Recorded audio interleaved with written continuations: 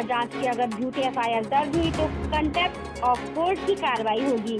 सुने supreme court के वरिष्ठ अधिवक्ता एपी सिंह द्वारा हाल ही में पत्रकारों को प्रताड़ित किए जाने के संदर्भ में दिया गया बयान। सौजन्य से अखिल भारतीय पत्रकार सुरक्षा समिति उत्तर प्रदेश। वर्तमान कोरोना काल में जबकि लॉकडाउन भी चल रहा है, कोविड के मरीज भी बहुत बढ़ रहे हैं, ऐसे समय में देश में पत्रकारों की स्थिति बहुत खराब हो रही है। उनके ऊपर बहुत एक तरह से दमन से चल रहा है शासन, प्रशासन और पुलिस का। इस बात की शिकायतें पूरे देश से मेरे पास आ रही हैं। अगर मैं चर्चा करूं आज की बात, तो आज जगदीश परमार जी जो उज्जैन के क्राइम रिपोर्टर हैं और उन्होंने से बात हुई मेरी, तो उन्होंने बताया कि राजेंद्र रावत जो कि पत्रकार है उज्जैन में माधवनगर पुलिस स्टेशन में, वहां के डॉक्टरों ने उनके खिलाफ एफआईआर करा दी, सरकारी काम में बाधा की।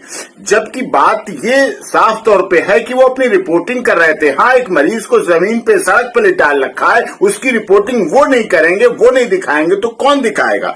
इसी तरह की घटना अलीगढ़ में हुई।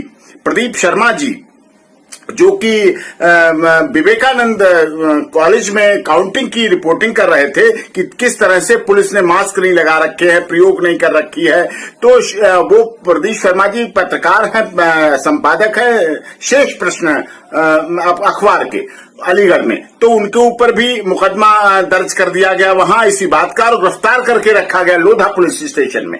कितना बड़ा अन्याय हो रहा है, जबकि पत्रकार हमारे चौथा स्तंभ है लोकतंत्र के, और वो कितना रिस्क लेकर कोरोना में जाके जनता की आवाज के प्रतिनिधि के रूप में दिखाते हैं। और ये बात मैंने जब सुप्रीम कोर्ट में अभी कल और परसों लगातार याचिकाओं की सुनवाई हो रही थी, तो मैंने ये बात माननीय सर्वोच्च न्यायालय में भी, जहां ट्रिपल बेंच सुनवाई कर रही थी, उनके सामने भी इस बात को रखी। तब उन्होंने कहा, मैंने कहा कि झूठे केस रजिस्टर्ड हो जाते हैं, जो बात सोशल मीडिया कहीं कहीं किसी माध्यम से चली जाए। तो माननीय सर्वोच्च न्यायालय में साफ तौर कहा था कि किसी भी इस तरह की शिकायत पर डीजीपी को, सभी राज्यों के डीजीपी को आदेश दिए गए कि अगर इस पर किसी तरह का कोई एक्शन और कार्रवाई होगी तो उनके खिलाफ कंटेम्प्ट ऑफ कोर्ट की कार्रवाई कोर्ट के अनुसार मानी जाएगी।